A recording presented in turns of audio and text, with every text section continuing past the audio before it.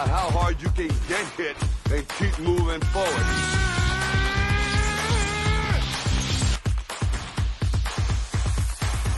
You're listening to the Wrestlebread podcast. Cut the shit. How many red carpets you guys want to walk in your $4,000 ridiculous heels? You will never be able to lace up my Chuck Taylors. This is your fault. This is your fault. I didn't get mad when you stole all my moves. Your daddy's not here anymore. How was your movie, by the way? I missed it. Mine went straight to DVD, just like yours. Careful you don't hurt your neck again going through those ropes.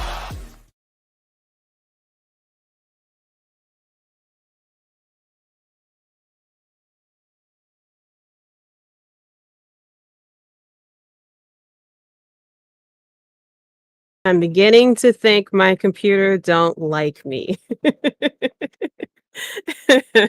What is going on, guys? This is episode 194 of the Wrestlebread podcast, and we are still here with technical difficulties.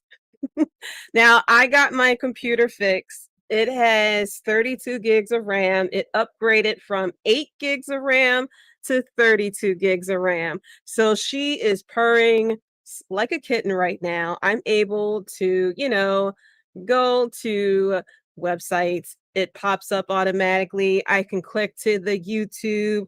We did a stress test. We were playing like 10 YouTube videos all at the same time, and she was okay. And I was like, all right, cool. When I get to do the stream later tonight, I won't have any issues. And I get to the stream, and first of all, the intro didn't play on my end for a hot 5 minutes. So luckily, I have my tablet here to let me know that the intro is over, because I still can't see anything on my screen. But I can see that people are here. Thank you guys so much for tuning in. First of all, you're probably wondering, like, JD, that's a nice red shirt that you're wearing. And I will say thank you. Okay. Yes, this is the Bloodline Entertainment shirt. If you don't have yours, then no one's acknowledging you. Okay. No one is acknowledging you. So be sure, first of all, if you don't know, now you know. Okay. First of all, let me introduce myself for those who don't know. My name is JD, the first effing lady of the Bloodline Entertainment Network. And if you don't know what the Bloodline Entertainment Network is, it is a group of awesome people, podcasters, writers, video gamers too, who are passionate about sports entertainment, gaming, movies, whatever. And instead of going to all these different websites and having to, jack up your memory for for your computer, it's all on one website. That is bloodlinenetwork.com. Be sure to go to the website and be sure to check it out every day. There's something new every day. We have so many awesome podcasts. We have something new for you each and every day. So if you are a fan of, sports, AEW, WWE, fantasy football, which is coming soon, ladies and gentlemen, get your picks together. Okay, don't be like me and still don't know what's going on right now. Okay, I still have to remember that Aaron Rodgers plays for the fucking Jets. Don't be like me, okay? Go to our website. We have some awesome people who are telling you some sleepers as well. So if you have, if you got if you're playing like the NFL fantasy football leagues, like I used to play, or if you're playing with a bunch of friends and you just simply want to get some bragging rights because last year they sat there and dogged you because you didn't know what the hell you were doing. This year, check it all out, okay? Find out what's the latest. Find out your sleepers, okay? It is a massive season coming. Be prepared for it. Go to the website. Check it out as well. And if you're feeling the vibes, I'm not the only awesome person with the Bloodline Entertainment Network. There's a whole amount of other podcasters who talk about sports, who talk about WWE, AEW, New Japan, indie wrestling, sports, movies as well too, and there are some podcasts out there with some awesome interviews as well and recaps. So be sure to go to the website and check it out. Also, For my friends who are on the YouTube and the Twitch, be sure to like and subscribe. Punch that like button if you like what's going on, okay? And like I said, so now we got introductions out of the way. For those who are listening to the audio, you are missing out on the live episodes, the live streams every Thursday p.m. EST exclusively on the Bloodline Entertainment Network. So like I said, I am wearing an awesome shirt. If you want to be awesome like me, you can go to the website, bloodlinenetwork.com/merch, and you can get yourself some awesome shirts too. We got men's shirts, we got women's shirts, we got V-necks for the saucy people, we got tank tops for the ones who want to show the guns in the sun, and we also have for the babies. Get the onesies for your little one, okay? Make sure everyone gets acknowledged. We have also notebooks, we got mugs, we got a lot of shit over there. Okay, so go over there, check out the merchandise, and yeah, and be awesome as well. As my thing still says, I have 16 seconds left until the live stream begins. But that's how we are hitting with Thursdays. I hope everyone is doing well today. Because it is what it is. That's how it's gonna be, okay? So shout out to my early people. First of all, I saw y'all. I saw y'all up in here. Oh, as the shout out to the tribal chief. We got beach towels. Thank you for reminding me. Okay, like he says, get your ass off the stand. First of all, it's been 90 fucking degrees this week in Philly, and I know it's hot over on the shore as well. And if you ever been to the shore and you try to step on the sand with your toesies, ooh, okay, you sitting there jumping around like you're touching coal. Get your ass off that hot sand. We got some awesome ass beach towels. Okay, look at this. Look at it, all right? Check it out with the beach towels, all right? And make sure you be acknowledged, okay? So, yeah. All right. We got the beach towels going. Now there it is. I can see myself on the thing. So now I don't have to sit here and watch myself on my tablet trying to figure out what the hell is going on. So now I can pull up my little notes here, okay? Because now we're up to speed now.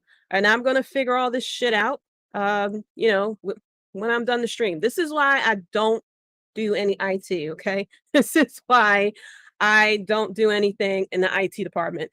I like my numbers, but once it comes to software and computers and shit, I don't know what the fuck is going on. But like I said, shout out to my early people. I saw y'all out there before the stream started when your girl had some technical difficulties. All right. Shout out to the bin buster. Hello, First Lady. Can I wait to hear your take about Roman and the Jordans? First of all, we are definitely going to be talking about that, the tribal chief and the tribal court. What? And obviously, look at the title of the episode. That was nuts, talking about that low blow shot that, we saw the tribal chief did to Jay Uso. And then shout out to the Faction Cast podcast as well. Here before it starts. Thank you so much for being here. Shout out to the tribal chief of podcasting. The bloodline is in the building. What's good, First Lady? Yes. And nice shirt, okay? If y'all, sometimes, when you want to buy a shirt, you don't know what the hell it looks like. Because sometimes, you buy a shirt and it's just like, what you saw on TikTok and everything, where it says what you order versus what you got. This is what I ordered, and you get exactly what you got, okay? You get exactly what you ordered, all right? You don't see, it's not faded or anything like that, okay? Good quality. This is a nice shirt. First of all, you're not going to feel like you're all restricted. Okay, I can move around in the shirt and everything. You can move the shoulders and everything.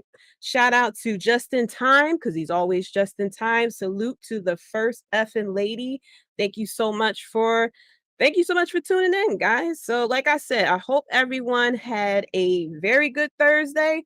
We're almost there to the weekend, which it don't even mean anything to me because it's going to be either raining or it's going to be 90 something degrees outside. I went outside just to go to the corner store and I was sweating by the time I got back. It wasn't fun at all.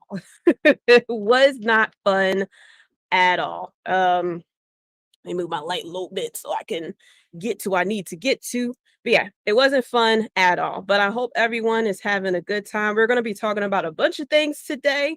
We got a lot of shit that's happened in WWE. We got some things that happen in AEW as well. If y'all are AEW fans, hey, just stick around. I'm going to make it sound fun to you guys, okay? It's all right, okay? But let's get started with the news and the rumors. What is the dirt? First of all, shout out to Nikki Cross, who graduated with a master's degree. The girl is smart. She may be psychotic, but she's smart as well. But yeah, she graduated with a master's degree. I didn't check to see what the master's degree was in, but shout out to her to do that master's degree. And I think she wrote I forgot the name of the thing you have to do in order to get the master's degree. You have to write something, but she wrote it about women's wrestling. So shout out to that woman. Congratulations to her. She did post online a photo of her getting her degree and everything like that. So to her, we salute you to there. Also, we had Undertaker was recently interviewed in the UK and he talked about Bray Wyatt. He felt as though that he said that quote, they need to back Bray's character up to the original character, get away from, they kind of got themselves booked into a situation where it's kind of difficult for him to have matches. I think the original Wyatt family Bray, that's the money. I got to work with Bray at Mania the year after I got concussed in the Brock match.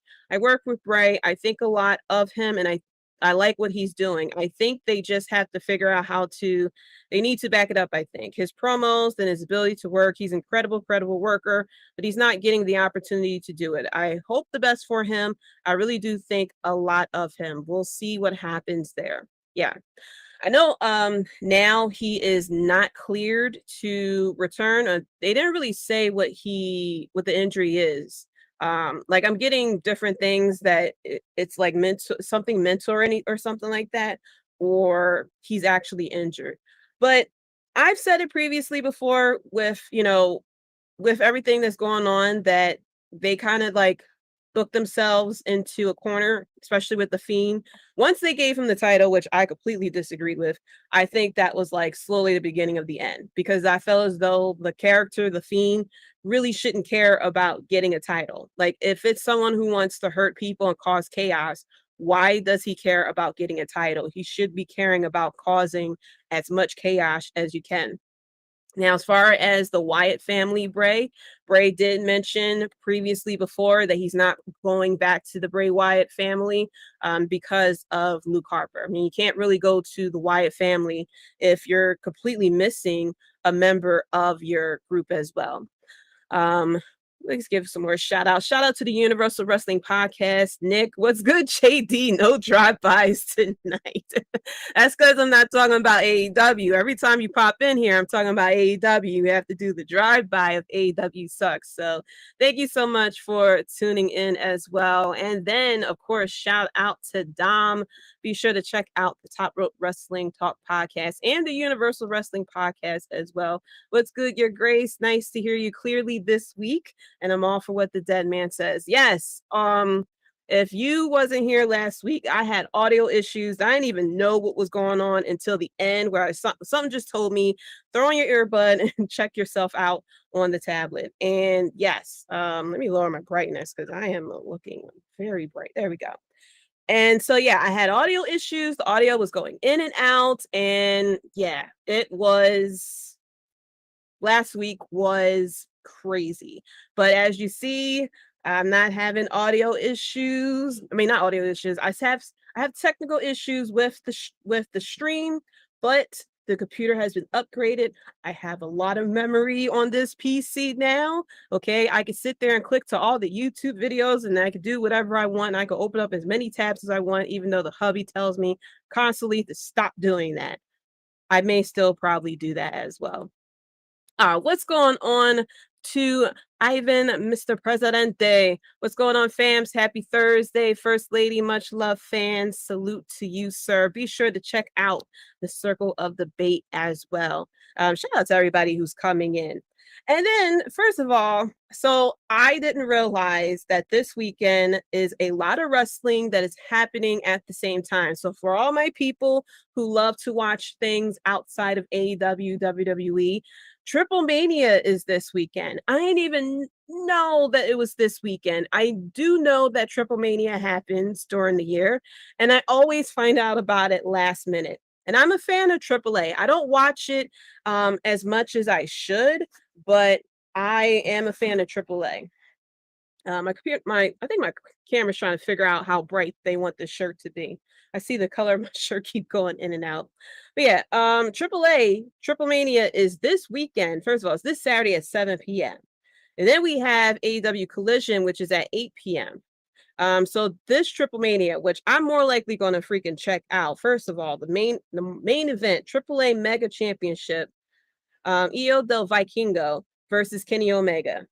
That's going to be such a fire ass match. We also have an ambulance match versus Pentagon Jr. versus QT Marshall, which is like okay. What else I saw?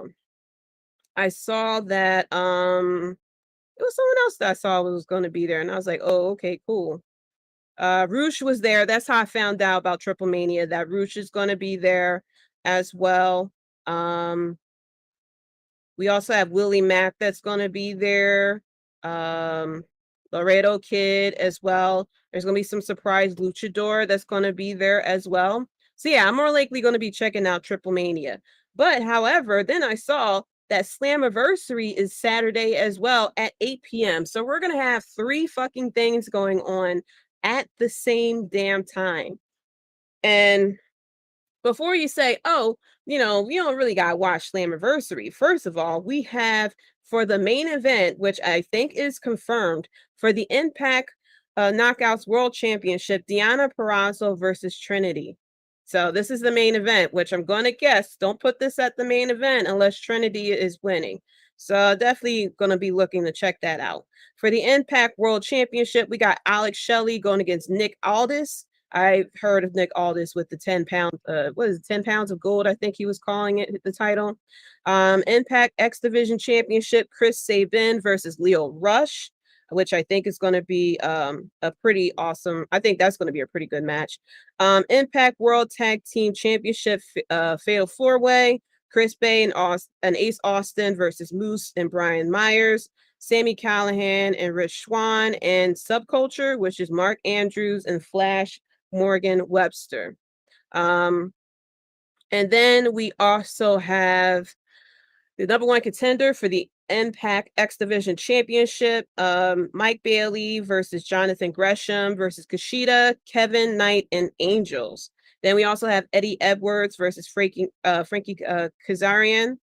And then Joan Hendry, which I've seen, and I'm a fan of his I'm a fan of that character, versus Kenny King. So pretty good matches that's happening this weekend. Wrestling fans are going to be pretty spoiled. Outside the WWE bubble, wrestling fans are going to be pretty damn spoiled. So yeah, we got a lot of wrestling that is happening this weekend, and I really cannot wait to see it. So now we're going to get into the goody stuff, and we definitely have to start off with this thing, the tribal court. Okay, that was nuts. Okay, let me say something. All right, I know there's a lot of people that are tired of the Bloodline storyline and everything like that, and to me, I'm not tired of it. Okay, I'm not tired of it at all. I think it is like the most, like the way that the story flows, and is definitely have taken a lot of twists and turns. There was a lot of unexpected things that has happened as well. First of all, a lot of people who we thought that Jay will be the one to turn first. It ended up being Jimmy. We kind of suspected that Sammy may turn on Roman Reigns, but you didn't know it was going to happen until it happened. Okay. But this segment here with the tribal court, which I thought was unique, that it was the Usos that was bringing that was bringing Roman Reigns to court versus the other way. You would expect it from Roman Reigns to bring them to tribal court because they're the ones who did wrong. Instead, it's the Usos who's bringing Roman Reigns to tribal court because they're saying you are doing wrong. Okay. And first of all, it's this segment, and it's just like the undertones that I really appreciated. So we had the Usos who called out, the tribal court and everything. And you had Paul Heyman and Solo who came out instead. And Paul Heyman did the introduction and everything like that. And he mentioned only one man can shut me up. And then a little bit after that, Solo put his hand on the mic and shut Paul Heyman up, which I thought was, a nice little thing, a little subtlety that happened there with Paul Heyman saying, look, only the tribal chief can shut me up. And then we clearly saw, no, there's two people who can shut you the fuck up. And that was Solo Sikoa. And he didn't even say anything. He walked over to the corner and he assumed the position of bodyguard pretty much, or the enforcer, as they like to call him. And next thing you know, boom, here come Roman Reigns. Now, I thought that Roman Reigns wasn't going to be there. They did say like it's going to be the tribal court and all this other stuff, but I didn't think that Roman Reigns was going to be there. I thought this was going to be a segment between these four, but Roman Reigns showed up, and he came down and everything, and then Jey Uso presented the evidence showing Roman Reigns pretty much manipulating everybody. And just the way that everything was edited, the things that he said to his own family members and everything. And the thing that I really loved was Roman Reigns' response to it. He didn't sit there and like put the blame really on other people, but he was like, you know what? He said, I did what I had to do, but I did it for you. And I did it for you. And I even did it for you. And he's pretty much was like, I had to sacrifice who I am and the person that I was. And I had to become this persona. I had all this pressure to be the bad guy because I needed to protect my family. And so he sat there and like, first of all, if you had told me that, like, what, 5-10 years ago with the suckering succotash and everything, that 10 years later I will be sitting here acknowledging the promo skills of Roman Reigns and sitting here saying like, and it's completely fine with him being champion for almost 3 years and be so involved in a storyline that he is in, and even don't mind him main eventing the WrestleMania for multiple times. Former me would have been like, What the fuck? Oh shit. yeah. Me from way back then, I wouldn't have believed it at all. But the faces that Roman Reigns make, and I didn't even catch until I watched it again. He actually cried real tears. He was like, you know what? I'm just done. And he was like, I'm done with this. He was like, I like pretty much I can't take it anymore. He was like, you want to be the tribal chief? Then fine, pretty much. And he took off I think it's the leg.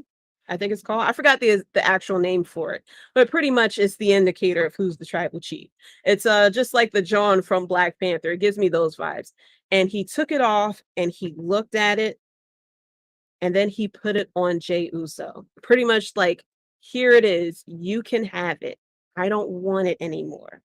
And the crowd was like, whoa. And I'm sitting here like, what the fuck is going on here? And then he took off the title and threw it down. Paul Heyman thought he was going to give him the title. He almost had a heart attack. And then Roman Reigns gets down on one knee, crying and everything. And I'm sitting here like, what the fuck is happening? And I'm like, first of all, I brought it. He had me, okay? And I'm sitting here like, what are we doing here? Like, is he like he like physically gave it to him. I thought he was gonna punch him before I didn't expect him to actually put it on on his neck and everything, and then get on one knee and be like, I like crying, I can't take it anymore and everything. And I'm seeing everybody's like, whoa, I'm sitting here like this is amazing. And then, you see Jay Uso go over to hug him, and the next thing you know, nut shot. And I was like, okay, it was all great performance. Okay. Applause to the tribal chief for that performance, because that was freaking amazing. But yeah, he had me there, because I legit thought that he was giving it up, like he was crying tears and everything. But yeah, he had me there for a moment. But then you see Jimmy sit there. He's like in shock. He starts attacking Roman Reigns. And then that's when Solo comes in and starts attacking Jimmy as well. More and more attacking. And then you see Solo, Roman's in a corner. See, Solo looks down and he sees, I'm going to call it the chief necklace, the tribal chief necklace. He sees the tribal chief necklace, and you see Roman, he starts like, you can see like a little bit of panic in his face. And you see Solo pick it up, and you can see like the thoughts running in his head. And Roman goes over to him, and he goes like this, like, and there's a look of slight concern in Roman's face, because Solo's the enforcer, and the crowd has been kind of pushing for Solo to be the new tribal chief as well, for Baby Uso to be the tribal chief as well. And like Roman, I noticed Roman didn't yell or anything at Solo. In fact, I don't think Roman Reigns has yelled or anything at Solo this whole time since Solo came up on the main roster. And it was just this moment where you see Solo holding the tribal chief necklace, and then Roman's looking at him like, "You gonna give that shit to me, right?" Of course, here comes the tribal chief of podcasting. Jey Uso earned that low blow. Not deserved. He earned it. What's going on, Tim King, First Lady? What's good? What is going on? If you guys are fans of AEW, and I know there are some of y'all in here, be sure to check out the AEW Dynamite review show that was last night with Tim King and the newest addition to the Bloodline Entertainment Network, Kayla. I believe she's called the Boss Lady. So be sure to check them out on the YouTube channel as well. So yes, shout out to you. Thank you so much for tuning in. But yeah, and so there was that moment where Solo had the tribal chief necklace, and Roman is like, "You're gonna give it to me, right?" And then before we can even go any further, boom, here comes Jimmy coming in to attack as well. And so it's just like that little bit of nugget there that a what would have happened type of situation. And so yeah, it makes you kind of want to tune in next week to see what's the fallout of it. Of course, they replayed the whole thing on Raw again. But yeah, it makes you want to tune in to next week to see what happens next. Because obviously, as we see, yes, completely the separation with the Usos and Roman Reigns with Solo.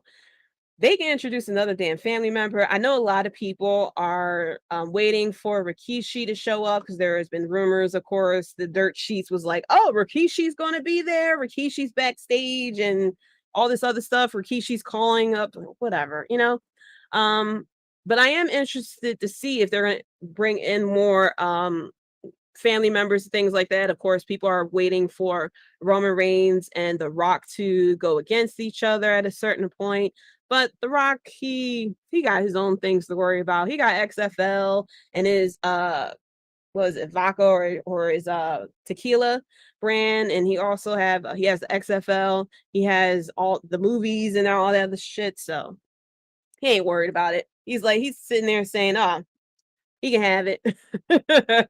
I'm not trying to be the tribal chief of in wrestling. Thanks for the plug. No problem. But yeah, No problem, of course. But yeah, so this segment here with the tribal court was amazing. Okay.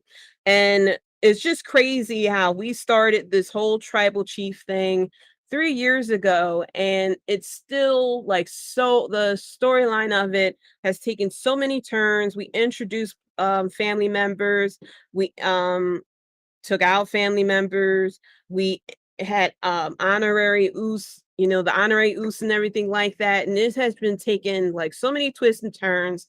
It's damn near like a soap opera at this point. Shout out to HHW show. I do not think Rock will wrestle again. I don't think so either. I don't think he's gonna be wrestling, but everybody has been pulling for him to like have this one final match.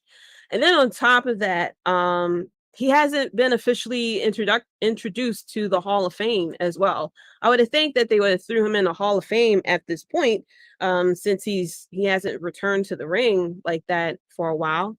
The Rock is filming four other movies plus other things. Exactly. He does a lot of shit. He needs to just like slow the fuck down from time to time as well. But yeah, everybody's though been pulling for him to come back and wrestle one last time. You know how everybody is. One last match, one last match. People aren't satisfied with just let the person go out on their own in their own prime and everything like that. Because the minute he comes back, it'll be all cool. And then if he stays around for too long, wrestling fans will start fucking complaining again. So that's how it always is. But yeah, this storyline with Roman Reigns and the fit and the bloodline and everything like that has been simply amazing. Definitely one of the best continuous storylines that WWE main roster has had for a while.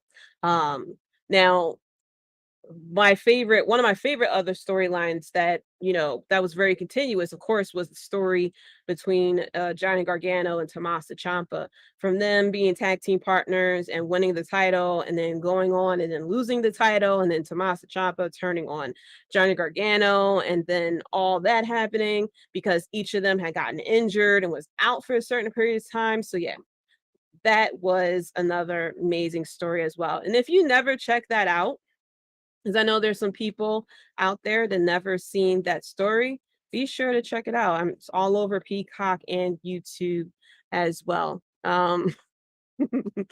As well. So yeah. But yeah, now that we're going to the next segment, which is, of course, the next faction that WWE has, which is the Judgment Day, which they was dropping so many hints that they were breaking up, and I was hoping that they wouldn't break them up. I'm like, first of all, you are already breaking up one faction. Let's not break up another faction just yet. Of course, because there is a bit of a tiff between Finn Balor and Damian Priest, because Damian Priest won the briefcase, and whereas though Finn Balor was trying to go after the title as well.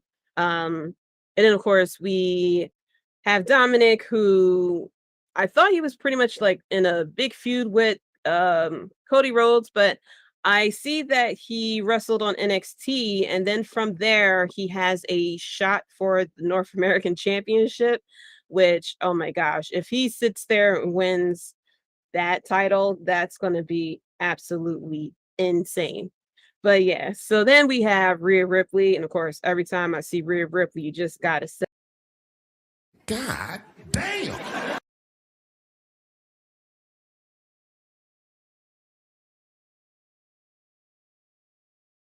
definitely. Every time you see Rhea Ripley, you definitely gotta check that out. Seeing that don't tell me we're having technical difficulties once again.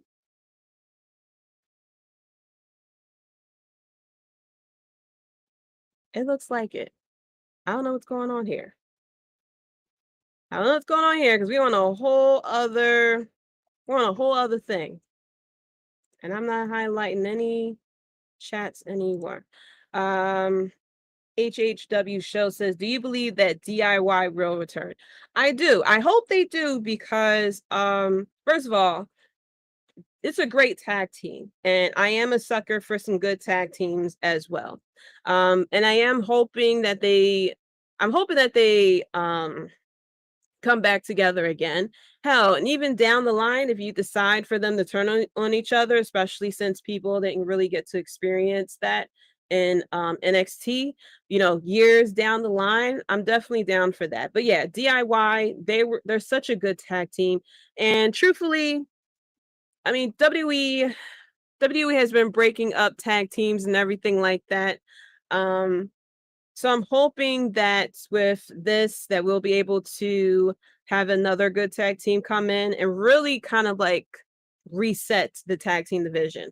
Because for a little bit we had, mainly the Street Profits, and the Street Profits didn't really have a lot of talented, like great chemistry tag teams to really feud against as well. I mean, it was mainly the Usos, but the Usos, I believe, was on a totally different brand from the Street Profits. So there was like a huge segment of time recently where there wasn't a lot of it really wasn't a strong tag team division. So I don't mind at all for DIY coming back together just so that they can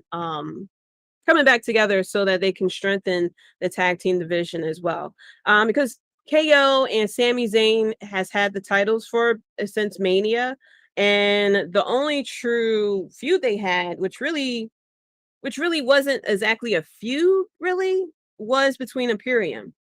And I wish that feud between Imperium will be as strong as we had with KO and Sami Zayn versus the Usos. I mean, that was pretty much like kind of like must see every single week, and it kind of like really made the tag team titles, and well, not the whole division, but it really made the titles very important. And so far, with the most recent premium live event, yeah, I don't think they weren't even booked. Were they booked? Did they have a match at Money in the Bank? I don't think they did. I think they were in the crowd. So yeah. So I'm just hoping that DIY will return just so they can have just so we can get something going with them. You're absolutely right. Okay, yeah. So yeah, I'm hoping that DIY will return just so we can have a strong tag team division again. I mean, it's been a while since we had a very strong tag team division. And I don't mean just like, 3 teams or anything like that. I mean, like we have American Academy. I was about to say American Alpha. American Academy. We have KO and Sami Zayn. We got Imperium. We got the Street Profits. We got the Usos, even though the Usos is kind of tangled up with the Bloodline. But we're getting a lot of good tag teams that's like here now. And the tag team division isn't really getting a big spotlight, if that makes sense. And I'm hoping that DIY returns, put the spotlight on the tag team division, once again, so that, we can get things going. Like treat the tag team titles again, treat the tag team titles with as much respect as you have given Gunther and the IC title. Also do the same thing with the United States title, because Austin Theory has kind of been there as well. Dom says, I'm sitting here imagining DIY versus KO and Sammy and trying not to drool. DIY versus KO and Sammy, DIY versus the Street Profits, DIY versus the Usos. Like, let's get it all going. But the biggest thing is DIY has to be booked very nicely, very strong. Okay, let the casuals start getting into them, just like they've been getting into with LA Knight as well. Yeah, I want that so badly, Dom. I also want the Creeds up so bad. Yes, NXT has a pretty good tag team division as well. As Dom said, yes, CK, I'm the champ, and I approve your message. If y'all don't know, if y'all haven't been watching the watch alongs, we had the watch along with the Money in the Bank, and we now have a predictions champ, which Dom is now the champion. We had our first like prediction tournament this past Money in the Bank, and Dom is the one who got the most predictions right. I have learned, do not go with the heart. Gotta go with who's gonna win. And yeah, so congrats again to Dom for being the first Bloodline Entertainment Network predictions champion. HHW show says Johnny Gargano has to get healthy first. Yes, him and Tommaso Ciampa as well, which is a shame. You know, a lot of very good wrestlers tend to have issues with getting injured a lot as well. But yeah, so like I said, we're getting a strong tag team division, and we have a strong faction right here with these four. And I'm hoping that, you know, Judgment Day stay, you know, just as strong while we're dealing with the bloodline breakup as well. I know Dominic, oh my gosh, Dominic has been still killing it as far as getting the like magnitude of heat to where as though this motherfucker can't talk no matter what city he's in. He gets booed out of the wazoo. But as we saw this past week on Raw, we thought that the Judgment Day was going to break up because of the tension between Damian Priest and Finn Balor, them each interfering into each other's matches and causing the other to lose their shot at the title and everything. Rhea trying to keep everything together. Dom is just there. But we saw that everything's worked out, that they were able to pretty much make up and everything between Damian Priest and Finn Balor with his 0% body fat as well. They were also on NXT as well. And for what I read, the NXT ratings pretty much soared because Judgment Day was there.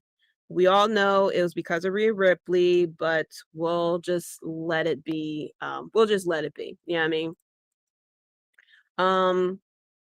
So yeah. So I think that was it with the Judgment Day. But yeah, I'm hoping that they continue on as far as being strong and everything like that as well. I'm also going to get into a little bit of a recap as well with what happened on SmackDown and Raw. So starting off with SmackDown, first of all, Grayson Waller has been doing amazing. For him to be like standing toe to toe, first of all, with John Cena and then with Edge right away, and he didn't come off nervous or anything. He's just been amazing as a heel. I will say I was not a fan of his when he first started out in NXT, and then he just grew on me. Like, he is definitely one of my favorite heels right now on the main roster. And now he is beefing with The Rock. First of all, legend killer Grayson Waller confirmed, because when he had the Grayson Waller Facts show with Edge mentioned that he has an announcement. And of course, Grayson Waller sitting there was like, "You're retiring, right? I mean, why would you come out here and have this whole thing unless you are retiring?" Of course. Faction Cast podcast, Dom's going to take the North American Championship. Yes, I am team Dom gets a fucking title, okay? And I'm going to be cracking up because that means Dom gets a title before Cody Rhodes gets a title. I know Cody has gotten titles before, I mean, like, since his return. But yeah, I'm hoping Dom gets that North American Championship just so he can continue to troll and, of course, have the backing of Rhea Ripley, as well as she loves to call him her Latino heat, and Buddy Matthews just that's my girl, this, that, the third, just tweeting madly, of course. I'd be feeling bad for Buddy Matthews. Buddy Matthews. I keep forgetting what name he goes by on he goes by at AEW. I think it's Buddy Matthews. Yeah, I think it's Buddy Matthews. I had to think about it. But yeah, I'd be feeling bad for him because, like, now she's holding hands with Dom. She writes on her cheek, Dirty Dom. She calls him Dirty Dom, calling him her Latino heat and everything, putting her arm around him and everything. Like, it's fucking tough for him, man. I mean, I'm pretty sure, like, every time he sees it, he's just,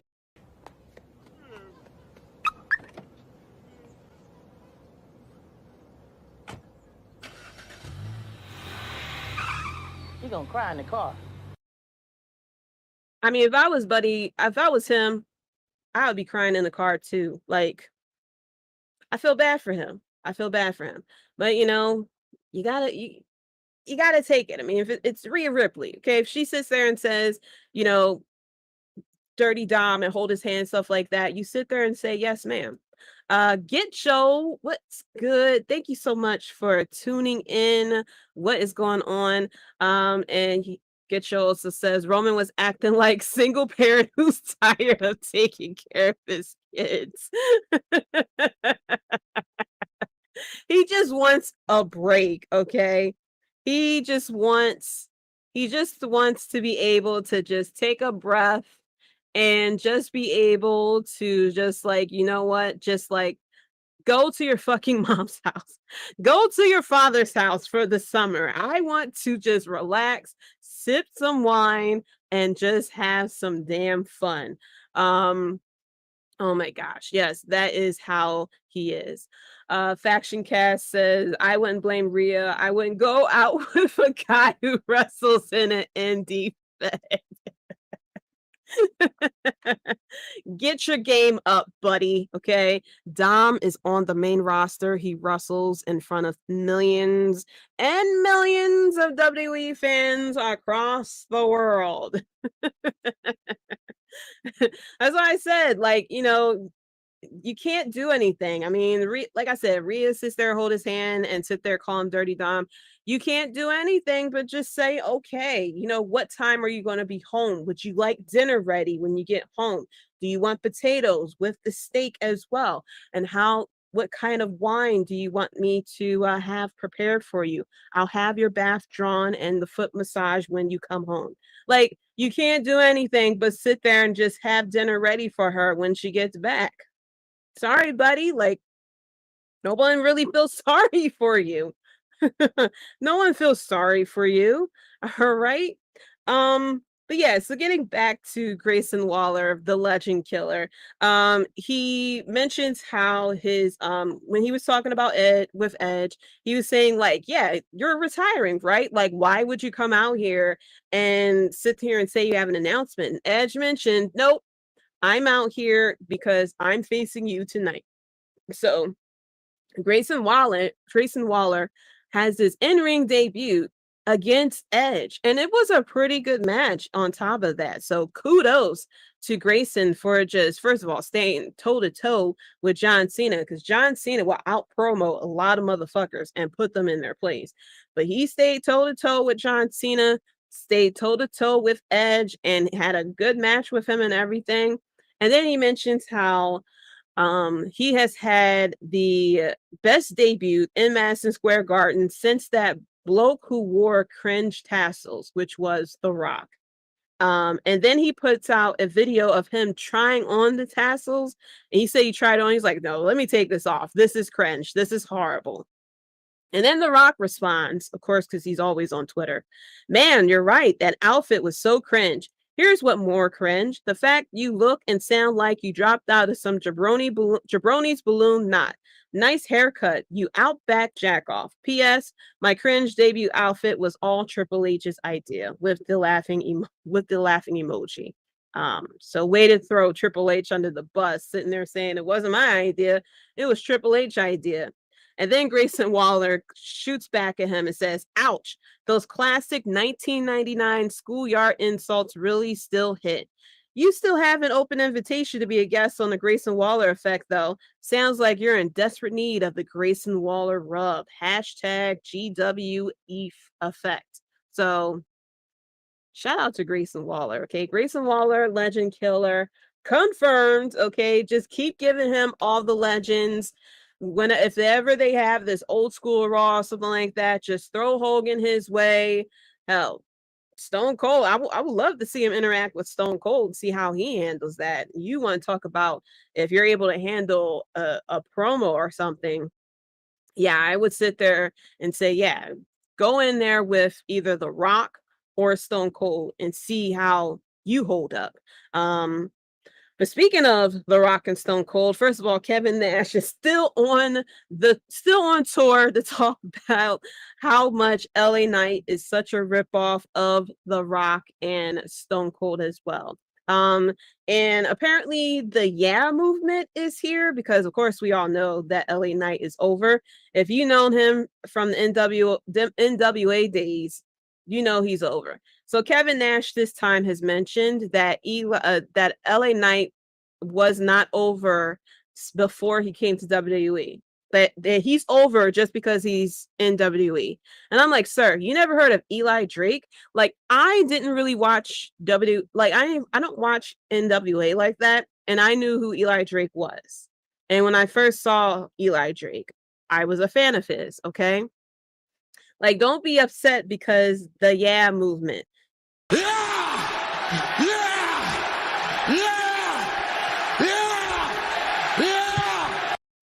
So, like, the Yeah movement is here, and I didn't realize how deep the Yeah movement is. I don't know if y'all knew about this, but first of all, I knew he was in the reality show that The Rock hosted. I knew about that. But then people started pulling up videos of LA Knight and other things. Like, he was in a fucking Aldi's commercial. And I'm like, what? First of all, he was in an Aldi's commercial. He was in Brooklyn fucking Nine-Nine, which that blew me for a thing. And then someone mentioned he was one of the guys in Triple H's workout DVD. He actually says yeah in it. He also was one of the security guards for Sasha Banks in the early days of NXT. And then people found people started finding all these videos of him. First of all, he was when you watch like true crime and stuff like that, and they do these reenactments. He was one of the reenactment people on I think it was Animal Planet or something like that. Like he was reenacting a guy who got bit by a lizard or something like that. He was also in some type of short film dressed up as a woman. Like he was fucking everywhere, which fucking tricked my mind. Faction Cast says he was in commercial with Ric Flair. They were selling insurance or something. Exactly. Apparently, this guy has been acting and doing a bunch of shit around outside of wrestling, which that fucking blew my mind that people were finding all these things that LA Knight has did before, definitely before WWE, but even I think while he was still in NWA. So that tripped me out. So I'm like, okay, now I got to see how he was in Brooklyn Nine-Nine. And I'm sitting here like, as many, of course, I am one of those millennials who love to watch true crime shit. There was a point of time where I was watching a lot of Investigation ID. If you don't know what that is, it's pretty much a network that shows nothing but like crime shit and reenactments. Homicide Hunter, Deadly Women, stuff like that. I kind of scared the hubs a little bit because I went on a whole binge of watching Deadly Women, and he's like, "Are you about to kill me or something?" Like, no, I'm just going through a binge of having to watch this show, and it's very it's very interesting. Don't call the FBI agents on me or anything. But yeah, so he probably was in one of those fucking reenactments, and it didn't even register. So I'm sure people are gonna find more things that he did strangely. He probably like saved the cat from a tree at a certain point, probably was a volunteer firefighter in one town. Like, I'm sure the deeper that people dig into fucking LA Knight, we're going to find out a lot of shit. But yeah, apparently the Yeah movement is here. So be ready for that. So going into Raw, first of all, Ricochet did the flip. He did the thing, which I thought that when he did it, I thought it was like, you know, one of those one-time things. But as soon as he did it, everybody was Whoop, whoop. Here I come. Oh, here I come. Oh. I was like, oh, he did the thing. He did it. He landed perfectly, you know, 10s all around. I'm sure if he was in the Olympics or something like that for it, definitely would have been 10s. Then you see Logan Paul reaction to it and everything. So it's going to be a match between those two at SummerSlam. So I think it's going to be, of course, really good. I'm sure Ricochet and Logan Paul are going to come up with something crazy. Because they definitely want to throw something on for us to go ooh and all about and see all the gifs and memes on social media, of course. We also have Cody Rhodes, Mr. Adversity, coming out, sitting there saying he can challenging Brock Lesnar, first of all, SummerSlam. Talking about I can wrestle you anywhere, I can wrestle you every day. And you know, he said, I can wrestle you everywhere, I can wrestle you anytime, I'll wrestle you every day if I want to. And I'm sitting here like, excuse me, sir, the last time you faced him, he broke your fucking arm. Why would you want to wrestle against that every single day? Like, no.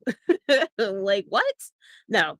But anyway, we got Lesnar versus Cody Rhodes at SummerSlam. I'm very sure he's going to win that. It's the rubber match now. And I guess he go against Dom again or something like that.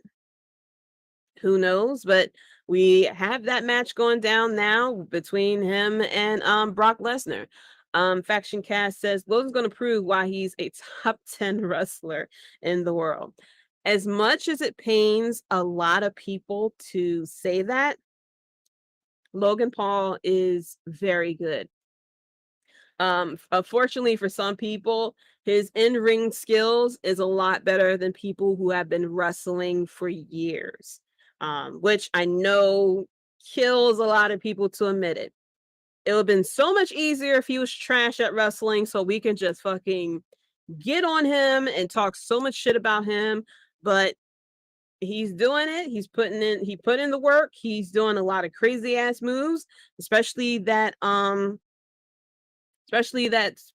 fucking botched Spanish fly that he did to the table, and you know, he continued on with it. Dom, now hold up your grace. Last time they fought, Brock jumped him and broke his arm beforehand. but still they fought and he broke his arm. Like, would you want to fight someone every single day that will sit there and do something to you and break your arm? And you have a family at home? Like, no, I don't want to fight someone who potentially will break my arm or try to break my arm every time I fight them. But yeah, I mean, he jumped him, but still. He still jumped him and broke his arm. Like, he still broke his arm. I wouldn't want to fight someone like that every single day. So Cody's sitting there saying he'll fight someone like that every single day. It's like, all right, well, I guess you have some good ass insurance. You can sit there and afford these titanium arm casts every single time that your fucking arm gets broken or something like that. But yeah, so we got that going. And then of course, we was talking about DIY earlier. We have the return of Tommaso Ciampa and his theme music, which I definitely love to hear. One of my favorite themes as well. Dom says, "Would I want to fight someone who needs to jump me from behind and break my arm to just to beat me?" The champ says, "Just bring it. You do you, bro." I do not want to have to look over my damn shoulder every single time. I don't feel like living in Scream or something like that. I don't want to feel like, you know, I'm the next victim in Scream or something like that, of having to watch my back or anything like that. I live in Philly. I already have to watch my back every time I walk out of my house. No, thank you. I don't need to have to watch my back just because Brock Lesnar wants to jump me from behind and break my damn arm. Now, I guess if I had money like Cody and able to afford a titanium arm cast and stuff like that, and have my $3,000 suits and stuff, I guess so. But nah, I don't want to deal with that. I don't want to deal with that. But overall, with Raw and SmackDown, it was a pretty good show that we had there. I am happy that we're having more segments to talk about than just the Bloodline, because the Bloodline segments have been such a powerful presence for the past 3 years that we do have other feuds and stuff like that going on. I just hope that they pay more attention to the tag team division as well. Tom says exactly. We're used to having eyes in the back of our head. Ain't no thing like a cheap home girl. I know, but I still don't feel like having to watch my back for Brock Lesnar as well. I already gotta watch all these young bull knuckleheads that has to sit there and do a bunch of dumb shit in this city. I don't want to have to look out for Brock Lesnar as well. At least you could run, hop in a car or run in a house or something like that with some of these young bulls. But for Brock Lesnar, I saw him chase after Seth Rollins, and Seth Rollins hopped that barricade, and Brock Lesnar pretty much hopped over it like this was a fucking track and field Olympics. I don't want to deal with that. At least some of these young bulls, especially when they be wearing the ski mask, we call them shiesties in Philly. At least all you gotta do is pull it down. They can't fucking see, trip their ankles, step on their toe or something like that, and you'll be able to get away. But with Brock Lesnar, that motherfucker is no. You do you, Dom. I believe in you, champ. I don't believe myself. I'm not that much of a fast runner anymore. I can't outrun motherfucking Brock Lesnar. I cannot outrun him. So switching gears here. And of course, if Universal Wrestling Podcast is coming back through, I'm sure at this point they'll be doing a drive-by. We're going to switch over to AEW, which has some pretty interesting storylines that they got going on. I'll be pretty much concentrating on 3 of them. First of all, starting out with Better Than You, Baby, the team of MJF and Adam Cole, which I was definitely against this whole can they coexist thing that AEW has brought along. Faction Cast says, but enough zeros on that check. I'll wrestle Brock Lesnar all day long. True. I did not take into account the size of fucking Cody Rhodes' check. I forgot how much he's getting paid. I know there's a lot of zeros on there, but I should put a poll out there for $1 million. Would you wrestle Brock Lesnar for 4 hours straight for a week? So for 7 days straight, you have to wrestle Brock Lesnar for 4 hours straight for $1 million. Would you do it?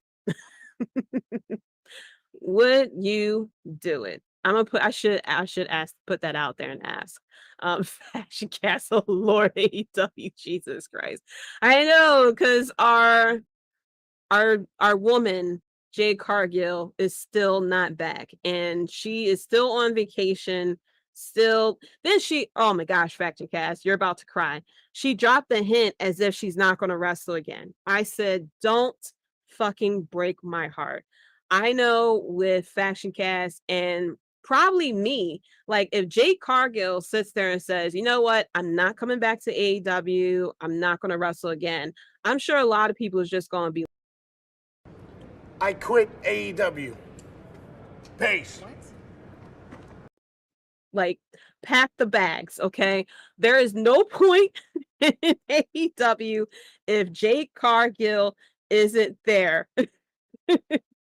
If she might not come back, I'm gonna cry my eyes out.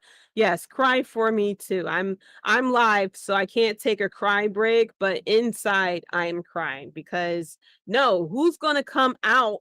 First of all, no, there is no better entrances or the cosplay and stuff like that than Jade Cargill. Like, what is the point? I mean, that's why people tuned in to Rampage, because she was the TBS champ. So yeah, I'm gonna cry my eyes out too, because I was sad because when they came to Philly, I couldn't go, and she was doing the baddie section, and I'm sitting here like, I want to be in the baddie section as well. Clark Street Wrestling says facts, LOL. Faction Cast says I'm going wherever she's going though. Seriously, like if she puts out a workout, something like that, like I would like to be a part of that. If she decides, you know what, I'm gonna wrestle in Mexico, I'm gonna watch it. Okay. Now traveling there and getting tickets may be a little bit icy, but yes, I will follow her as well. I still follow her on Instagram, and respectfully, the photos still hearting and admiring as well. What's going on, Dylan? Thank you so much for coming in. What's good, JD? What is up with you? What is up, my bloodline brother? Thank you so much for tuning in as we are sitting here, especially me and Faction Cast, sitting there crying and reminiscing of the greatness that is Jade Cargill. Respectfully. But yes, we are in the AEW portion of the podcast. Don't turn away just yet. I can make it funny and interesting. Okay. don't tune out or anything. What's going on, Brian Cook? Hello, Queen of Bloodline. Thank you so much for tuning in. And what we got a number of people coming in and everything, and I see the number on the viewership going up. So let's take a quick little, not really ad break, but we got to plug some stuff. And you're probably noticing, hey, JD, does that say the Bloodline on your shirt? Yes. The Bloodline Entertainment Network has a t-shirts. Well, we have t-shirts and other shit, guys. And sometimes, you want to see what the hell you order before you order it, because, sometimes you order something, you order it men's size, especially, come to find out it's a kid's size, something like that. No, this is I think this is a men's. I like the way men's shirts fit sometimes. I like to wear my stuff a little loose. I mean, I can get spicy sometimes, but I like to be comfortable in my house. So yes, this is a men's nice material Bloodline Entertainment Network shirt. And if you don't know, now you know, okay? Go to bloodlinenetwork.com/merch. You can check out the t-shirts and all the merchandise we have. Like I said, we got men's t-shirts. We got sleeveless tanks for those who want to show the guns in the sun. We got women's t-shirts, regular t-shirts. We got the V-neck for the women who want to be saucy. Shout out to you, Jade Cargill. We didn't forget the babies as well. Get the onesies and everything for your little ones as well. And as the tribal chief mentioned earlier today, we got beach towels. Get your ass off the sand. It is beach season, ladies and gentlemen. I call it the shore. For those of us who are on the East Coast, we tend to call the beach the shore. You trying to go to the shore, get your ass off the grass. Maybe sometimes, sometimes you can't decide, what type of beach towel you want to get and stuff like that. You try to go to the dollar store and stuff like that. No, don't get that dollar store shit that, suddenly you get a drop of water on there and suddenly you can feel each and every bit of sand. Nope. Take your ass to bloodlinenetwork.com/merch. We got beach towels. We got notebooks. We got coffee mugs. We got a lot of things over there. Just go over there and check it out. Maybe you'll see something you like. You see that we got the shirts in white and black. And then you see we also got it in red. And I know my camera keeps switching up the coloring of the shirt. But this is a nice red. I like this red. Red's my favorite color. Red and black. Well, it's red and then black. If this was Star Wars, it definitely would have been on the dark side because they have red lightsabers. So yes, as you see, it's a nice shirt, very comfortable. And you see, I think this is a men's. because I wanted it to fit nicely and loose. So you see, like, it's not tight on the arms. Sometimes shit be tight on the arms. You feel like the fucking Rock. I'm sure everybody's seen the segment in Fast and Furious where he like flexed the arm and the cast breaks off. Shirt isn't that tight like this. Okay. It's nice and loose. It's breathable. It's, great for summer, because it is 90 degrees. It is 90 degrees out over here in Philly. And I'm sure everybody else is dealing with summer stuff as well. So yes, go to bloodlinenetwork.com /merch and get your t-shirts as well. Like the Tribal Chief says, for your pleasure. All right. Jade is money. Jade is money, and Jade is everything. Okay. Quarshy Wrestling Podcast says, Devin says, well, I guess I stay for AEW. And Faction Cast says, I actually watched AEW this week and will watch next week. And I know why you may be watching next week, and I will, of course, get to that part as well.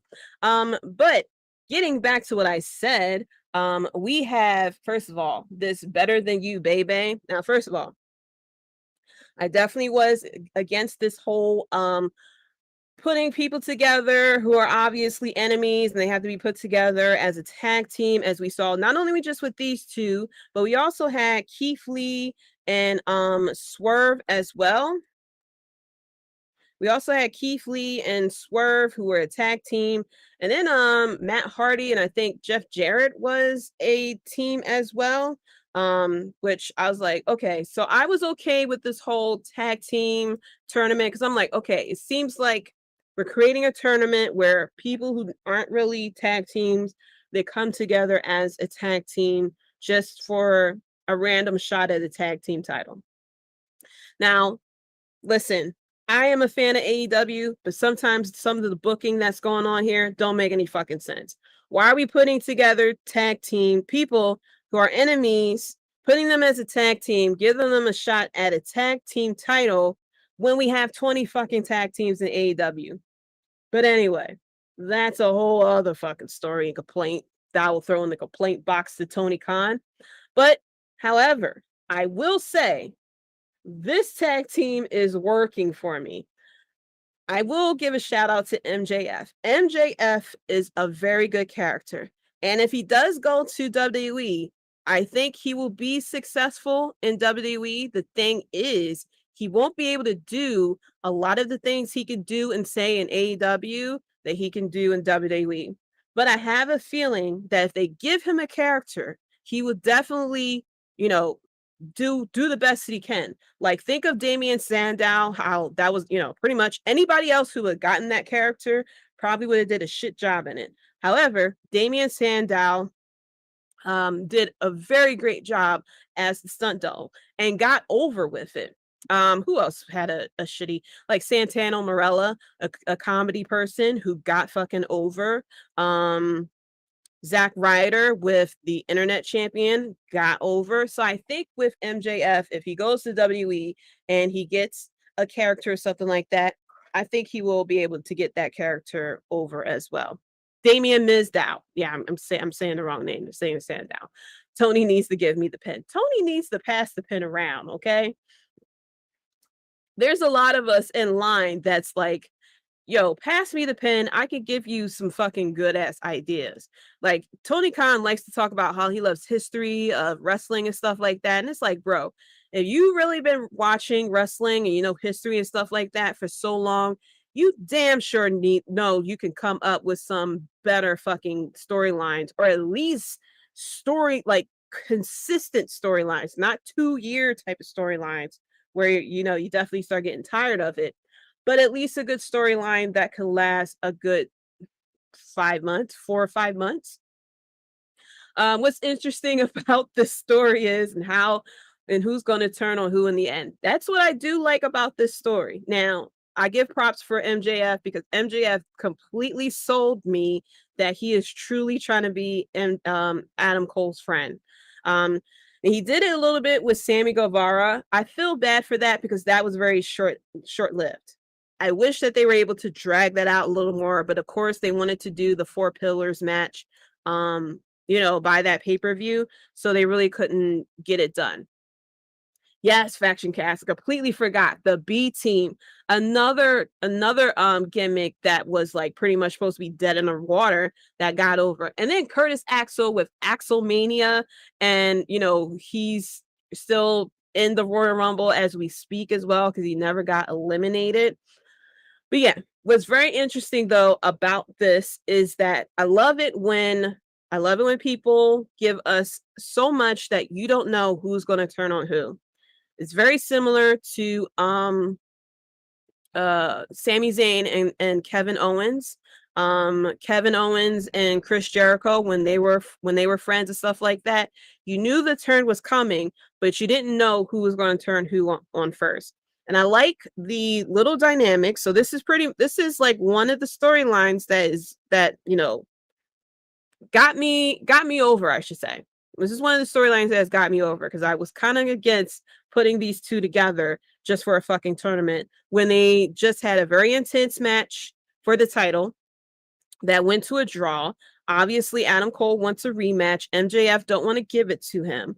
And so now we have this where Adam Cole is pretty much like, fuck you, we not cool or anything like that. And then, kind of as time goes, Adam Cole's like, you know what? You're not that bad of a guy. And then, of course, MJF, he's just playing it up. Like, I completely thought he was going to be this whole turn on Adam Cole pretty much soon. But then we had the segment of MJF, like, throwing a little birthday celebration for Adam Cole. And then it's not even just what's happening on the screen. It's things that's happening behind the scenes. Of course, Adam Cole streams on Twitch. His Twitch name is Chugs. MJF had called him during the stream to talk about this double clothesline. And then he went on to Chug's stream as well. Now, the thing with Adam Cole, and I tune into his streams as well. I haven't been tuning into his streams so much lately because he's playing games that I want to play eventually. So what was he playing? I think he was playing Jedi Survivor. No, he wasn't playing Jedi Survivor. It was some game he was playing, and I didn't tune in because I didn't want to get spoiled. But with Adam Cole, so if you're subscribed to his channel, first 30 minutes of his streams, he will lock it to subscribers, and he'll actually like read and talk and stuff like that. And then after 30 minutes, he'll open it up for everyone to chat. But the thing is that because there's so many people in his chat, he can't really read and respond to people like that. So truthfully, and this may sound fucked up, but usually the way to get his attention is you have to buy bits or pretty much pay money to get him to talk to him. It's like 100 bits, was pretty much like $1 or $2 or something like that. So he'll get the alert of the bit or something like that, and you can just put in when you do the bits, you can put a little message or something like that. So MJF went into the chat, dropped bits, and sit there and say, "Hey, buddy, I really want to know about the double clothesline." So that was pretty funny. But they've been doing these backstage vignettes with Adam Cole and MJF, them working out together. Then they were taking shots at a bar, and then MJF tried to pass 2 girls off to Adam Cole, and Adam Cole was like, "I really like Britt," and so MJF was like, "Okay, 4 girls for me then." Then Adam Cole was like, "You know what? We could do something that I really want to have fun with, and you can't be mad at me." So then MJF and Adam Cole plays video games. They were playing Fight Forever because, of course, you have to put that game over. And they played as a tag team, and they like bonded. Of course, video games bond everyone, especially for those of us old school people who played before internet was really a thing, where you had to play when you all went to someone else's house and y'all all played video games together. I'm talking about, Smash Brothers and all that other stuff, Super Mario, Super Smash Brothers, and things like that. So yeah, and you see that Adam Cole's like, I'm surprised you like didn't play a lot of multiplayer games, you know. And so MJF was like, you have to have friends in order to play a multiplayer game. And then Adam Cole feels bad for him. And I'm like, excuse me, um, you know, MJF don't have friends because he's a dickhead. But we're not going to talk about that part. Faction Cast says Keith Lee and Swerve are finally supposed to have a payoff after almost a year of them breaking up. You know, the biggest gripe that I have with AEW sometimes is that they tend to forget things, or like things don't have a payoff. I'm still waiting for fucking Bryan Danielson and Kenny Omega to have a payoff from the match that went to a draw. What was that? 2 years ago at this point. I'm still waiting for that payoff. We'll be waiting forever for the Elite and CM Punk to have an interaction on camera as well. So yeah, this situation with Keith Lee and Swerve, then they turned Keith Lee into a wizard and teamed him up with Dusty Rhodes, which I see he is back teaming up with him again. So when they put them together in a tag team, I was like, okay, cool. We finally get a payoff with them too. And then it just goes to somewhere else. So it is what it is. Shout out to Smacking It Raw. JD, what is going on? Thank you so much for tuning in as well. But yeah, this tag team with MJF and Adam Cole, the chemistry is definitely there. And then you see, like, you don't know who's going to turn on who, because you know MJF, he turns on everyone. But the thing is with Adam Cole, we have yet to have heel Adam Cole yet in AEW. I mean, he started off as a heel with the Elite and everything like that, but you know, then things went to the left with the Elite, stuff like that, and he turned face because Owen Hart tournament and all that other stuff. But he's there with Roderick Strong, and he is slowly like pushing Roderick Strong away, and because MJF is naturally a heel, it's bringing like heel tendencies out of Adam Cole. And of course, we all miss heel Adam Cole, where you sit there and just talk shit. And we, of course, sitting there cutting promos like he did on Karrion Kross, who still hasn't recovered since Adam Cole put him in his place. But yeah, so then you see Roderick Strong is like, hey, we supposed to be boys. We supposed to be tag team. We supposed to be a tag team, everything like that. And you sit here talking about winning a tag team belt for fucking MJF. So very interesting to see what happens from here. Because Adam Cole could turn on MJF and somehow weirdly turn MJF into a face. Or, I mean, Adam Cole could turn heel and still stay, and MJF could stay a heel and then, you know, break off whatever thing like that. And Adam Cole, you know, starts feuding with Roderick Strong until I guess Kyle O'Reilly sometimes somehow comes back.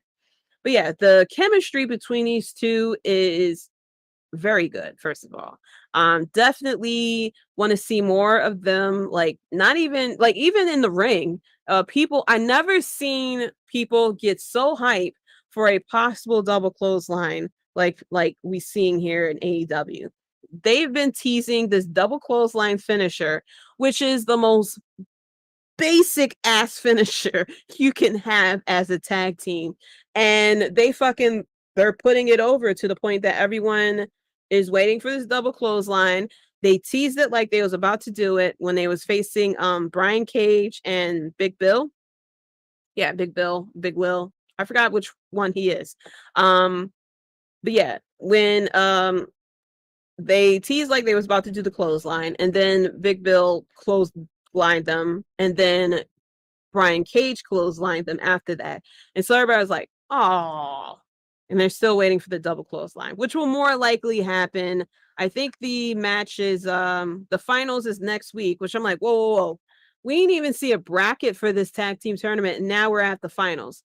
So it's going to be Adam Cole and MJF going against Sammy Guevara and Daniel Garcia with the hips, which I think that will be a pretty good match anyway. So it's going to be very interesting that if somehow MJF and Adam Cole wins this and gets a shot at the tag team titles, I forgot who's holding the tag team titles. I legit forgot who is the tag team champion. Is it FTR? No, I don't think it's no, it's not FTR. I forgot who's the champion. You could put in the chat of who's the AEW tag team champion right now. Because I completely forgot. I know it was the Acclaimed, and then it became the Guns. I think it is FTR. I think it is FTR. But yeah, I guess, for them to go against FTR, and then if they win the titles, then it's like, then what? Then who's your contender against MJF at All In and All Out? Don't tell me CM Punk. I have a gripe with that. Okay. Smacking It Raw says FTR. Yeah, I lost track of who was champion after the Guns. Because I'm like, I know it was Acclaim for a while, and then the Guns won it. And then I think it was FTR. But yeah, it's FTR. But yeah, so it's like, if they win the tag team titles, then who is going to be the number one contender for MJF at All In and All Out? And I'm sure everybody's going to say CM Punk, which, fine, let it happen. But I think what will be very interesting is if CM Punk goes against MJF at All In or All Out. More likely it's going to be All Out because it's Chicago. Adam Cole could interfere and help MJF retain the title, because Adam Cole's like, no one takes the title off of him but me. Or he can do the whole, friendship and all that other shit. But we know that he is after the title. Here goes the CM Punk love. F CM Punk. What is going on? Is it Casual Leanne? Casual Leanne? I'm not great with the names. Much love to the first effing lady. Thank you so much for tuning in, first of all. Smacking It Raw says he never lost his belt, though. He didn't. So I guess that's what's going to happen, is he's going to get his claim to it and face MJF at All Out. And it's going to be very interesting, because I think what's going to happen is, since we're having this whole tag team thing with Adam Cole and MJF, let that whole thing last the summer, and then Adam Cole helps MJF retain the title, and I guess kind of making him a heel or something like that. Yeah, that's it. Thank you. If first of all, if y'all heard me going over Forbidden Door, y'all would have heard me butcher a lot of names from New Japan, because I tend to butcher names. Going to revoke Clark Street's Chicago card. Yes, he is from Chicago, and he is not the biggest CM Punk fan. But listen, I do have a gripe with CM Punk, because he is in this Owen Hart tournament, and I hope he doesn't win it. I hope it's Ricky Starks who's going to win the title, because fucking CM Punk don't need it. Okay, when I heard that CM Punk was going to be in this tournament for Owen Hart, I was just No!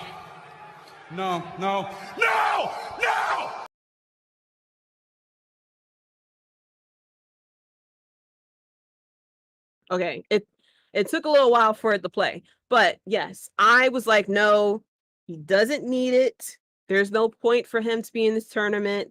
Owen Hart was the underdog and everything like that. If there was a Bret Hart tournament, then CM Punk can go over there. But I'm hoping for Ricky Starks. I'm hoping for Ricky Starks to win this. Give this man something, okay? He hasn't had a chance for a while. I want Punk to put Starks over too. Makes sense. It does make sense. Like, we're talking about the biggest underdog, okay? This man was part of the Nation of Domination. Like, it's the underdog. We don't need someone who already is technically champion, who pretty much they made 2 shows after this guy. What more does this guy need? He doesn't need anything. They created Rampage off of this guy. They created Rampage off of the rumor that this guy was coming. And then they created Collision so that they can keep his ass away from the Elite. He doesn't need anything else. I thought we had the Tyrese John would have been perfect for that, because I definitely want to say, what more do you want from me? But yeah. So that's what I'm thinking is going to happen with this team, that they definitely are going to be cool, and that Adam Cole helps MJF save his title, which I definitely look forward to that as well. And then from there, we had the debut of Nick Wayne, who has been given a AEW contract when he was 16 years old, and he is already 18, graduated from high school, which I'm like, that fucking time went by very quick. I remember seeing him getting the fucking contract. And I guess it's been a year and a half since he got it. So we had the debut of him on AEW. He was going against Swerve, who he wrestled against, I think twice. So this is the third time. He had Darby Allin come out during his entrance and then came out to cheer him on towards the finish. We also had his mom in the crowd and everything like that. And truthfully, he did a very good job. I know I saw people out there like, oh, he did this, that, and that. He did too much flippy shit and everything. But it's like, he's fucking 18. And he did amazing job staying toe to toe with Swerve. Did he mess up a little bit? Yes. I really didn't expect this kid to put on a 5-star fucking match in front of tens of thousands of people, the most he probably ever wrestled in front of. He looked nervous as hell. He used to wrestle in front of like a couple of hundred people in the indies. Now he's being shot not only in front of thousands of people, but on TV. And he's only 18 years old. He's going to be nervous. The match isn't going to be perfect. It's not going to be fucking 5 stars in the Tokyo Dome. So I expected for him to mess up a little bit, but I'm very happy for him that he went out there and, wrestled with Swerve. He has some pretty good moves. He has some pretty good offense, and he's going to shine from here. I really appreciated that they did the video package. They kind of used Darby Allin, because Darby Allin definitely has been his mentor, but they used Darby Allin's popularity to kind of introduce Nick Wayne. His father had trained Nick Wayne's father trained him. Also, Nick Wayne's father, Buddy Wayne, trained Darby Allin as well. Buddy Wayne had passed away, and then Darby Allin decided to kind of like look after Nick Wayne since his father had passed. And Darby Allin is the one who told Nick Wayne that he has a contract for AEW for when he turns 18. He will be, he's officially a wrestler, which is the same thing that -1 or Brody Lee's son got. He has a contract too, that when he turns 18, he has a job at AEW, which fucking kudos. When I was fucking 18, I didn't have a job. I didn't have a job at 18. I got a job when I turned 19. Oh no, I had a job. I graduated high school and I worked in fucking retail a few months later. For those who are watching in the chat, drop what job you had at 18 years old. I had to really think about it because that was a while ago. But yeah, I worked in retail. Its store was pretty much like it's very similar to the store is closed down, but it's very similar to like Bloomingdale's. It was multiple floors. I was on the floor with the handbags and the shoe department. I worked in handbags when I was 18, and I had to sit there and fucking take the bags out of the boxes, put them on shelves and stuff like that. Watch customers watch me neatly stack up the bags. I like put them in tables, color coded and all the other stuff by brand, and they will watch me put the bags out. They'll immediately go over there when I walk away, take a handbag, take all the fucking stuffing out of it, put it on top of the table, look at the handbag, and then throw the handbag on top and walk away. Yeah. That's what I was introduced to at 18. I wasn't fucking wrestling in front of tens of thousands of people when I was 18. But yeah, I'm very happy for Nick Wayne. He had an amazing debut. I can't wait to see where he goes from here. I'm going to assume that he's going to be a bit on the background because he's still, is training. He needs to learn. Definitely, he's going to have to learn how to like cut promos and stuff like that. Learn, to be in front of the camera and everything. Like I said, it wasn't like the greatest of debuts or something like that, but for him to be 18 and just starting out on a main roster on a major wrestling promotion, he did pretty fucking good, I have to say. I can't wait to see where he goes from here. I guess in about 5 years we're going to see him versus Brody -1 at a certain point, but I'm happy for him. I'm proud of him. I can't wait to see where he goes from here. And he's only 18. So technically in wrestling terms, he has a good 20 years. Probably 30, the way that we see 30, especially with fucking Sting sitting here, doing these crazy ass table spots and everything and no selling moves like he's fucking Superman. But I can't wait to see where he goes from here. Just like with -1, he has a lot of good people around him who's going to be there and train him and make sure he's all cool and everything like that.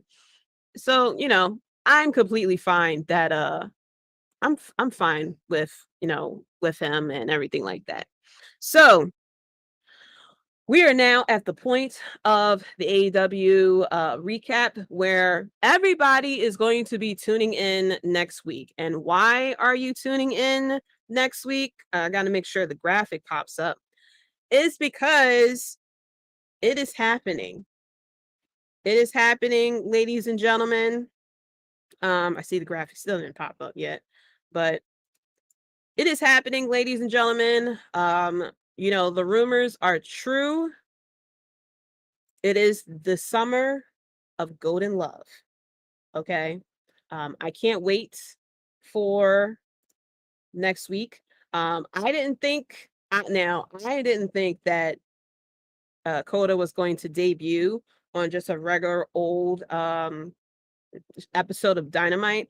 I thought this was going to happen at All In or something like that. But it was I don't know what's going on with this. I don't know what's going on Streamlabs. I'm gonna have to sit there and type up an angry email or something. But yeah, we have the Golden Elite reunion going on now. The end of the episode of Dynamite, they BCC and the Elite were gonna reveal who the fifth man was. Who's the fifth man? It reminded me of NWO. Who's the third man? Who's the third man? And on BCC's side, people thought it was going to be Jericho. People thought it was going to be somehow Eddie Kingston, even though he's over in New Japan. And then Don Callis comes out, which, first of all, I have to say, I really love Don Callis' entrance. What's going on, Tom? From the Broadcast Podcast, all the way from the future. What's up, JD? What's going on? Thank you so much for tuning in all the way from way overseas. Thank you so much for tuning in and checking the podcast out. But yeah, so Don Callis, I have to say, I really like his entrance in the music. The entrance for all my old heads out there. His entrance with the big head and especially the color scheme and everything like that, it reminds me of Ghostbusters 2 with I forgot the villain's name, but he was in a painting with a weird ass background and shit. Don Callis' entrance reminds me of that. And then he has this weird ass like final boss reveal video game music or something like that. And so he came out because he was going to reveal who the third man was. Kenny Omega comes out because he's like, look, I'm ready to fuck you up. And he did mention, like, like he has it out for Don Callis, of course. And as Kenny Omega is coming down to the ring, out comes Pac. He's back, ladies and gentlemen, and he is the fifth man. So we have BCC, Takesha, and Pac, which I'm completely for. First of all, I will not mind if Pac joins the BCC. I know that he is part of Death Triangle. I am a fan of Death Triangle as well, but that man is made for BCC, like completely like brutalizing people and stuff like that and just fucking shit up. I'm for Pac joining the BCC. I'm happy about that. And then I was confused because then John Moxley comes out, Takesha's out there. I think Wheeler Yuta was there as well, or Claudio. I forgot who was all there. It was a lot of people. But they're fucking up Kenny Omega, and I'm like, is the Elite and Hangman, is the Elite not backstage? Like, why y'all watching y'all guy get beat up on 4K? But they're beating up Kenny Omega. They put the chair on his neck and stuff like that. And Pac is on the top rope about to do the Black Arrow. And I'm like, where's your boys at? Y'all supposed to be a tight group and y'all watching him get beat up. First of all, if I was Kenny Omega, I'll sit there and say, look, I don't give a shit that I'm about to announce our fifth person and play a fucking video package while my neck is in a chair and Pac is on top of the turnbuckle ready to jump. Like, he could have jumped during the video package. Like it reminds me of and you definitely see it on John Wick, of perfect example is Mighty Morphin Power Rangers. If you ever watch Mighty Morphin Power Rangers, every time the Power Rangers are facing the putties or whatever the little henchmen are, they be surrounded by them. It'd be like 20 of them in the circle, but they still go in a line and wait and like go one or two at a time at the Rangers instead of 5 of them attacking a Ranger at the same time. That's exactly what the fuck happened here with AEW, with Kenny Omega sitting there cutting a whole promo while Pac is on the top rope. All you had to do was jump off. It's like his Black Arrow takes like 2 seconds at most. All you had to do was jump off the fucking turnbuckle. As soon as Kenny went to speak, like, that's all you had to do. That's all you had to do there. Sure. Vigo. Yes, you nailed it, First Lady. Yes, Vigo. Don Callis entrance definitely reminds me of Vigo. If y'all don't know what I'm talking about, go check out Ghostbusters 2. First of all, do yourself a favor, watch Ghostbusters 1 just because it's amazing. Then watch Ghostbusters 2. You'll see exactly what I'm talking about with that big ass painting. And then you're going to see the Don Callis entrance and you're going to laugh and you're going to say, thank you, JD. But yes, exactly what happens. Megazord's a better example. Yes. Okay. If you guys don't know about Power Rangers, first of all, you're welcome. Okay. Power Rangers are amazing. Shout out to Tommy. Oh my gosh, forgot his name. I'm blanking out. First of all, shout out to our Green Ranger. May he forever rest in peace. Megazords is a great example. If y'all ever watch Power Rangers, or if y'all never watch Power Rangers, the Megazord is just pretty much a group of machines that come together to create this big ass robot. That's the best way I can explain it to y'all. But there is a whole sequence for that to happen. So the Power Rangers say we need the power of the Megazord right now. There's 5 pieces to the Megazord. They all come from different places on the Earth. They're nowhere near each other because Jason David Frank. I was about to say David Frank. I don't know why I was thinking. I was about to say David Frank. I don't know. I completely forgot about Jason because I'm thinking Jason the Red Ranger. Jason David Frank, our Green Ranger / White Ranger. May he forever rest in peace. But yes, I know I'm going on a tangent, but I'm making a point. The pieces of the Megazord is 5 of them, 6 if you count, the Dragon Zord or the White Falcon with Tommy. or whatever season we're talking about. It's normally 6 Power Rangers at the end. They all come from different places on Earth. It's not like they come from a cave or they just come out of an underground like the Avengers, something like that.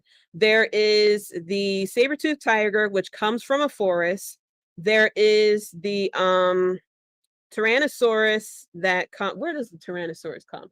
Tyrannosaurus just runs. I don't recall. This is so long ago. As much as I love Power Rangers, this is so long ago. I forgot where the Tyrannosaurus comes from. He's normally just running, and then they all catch up with him.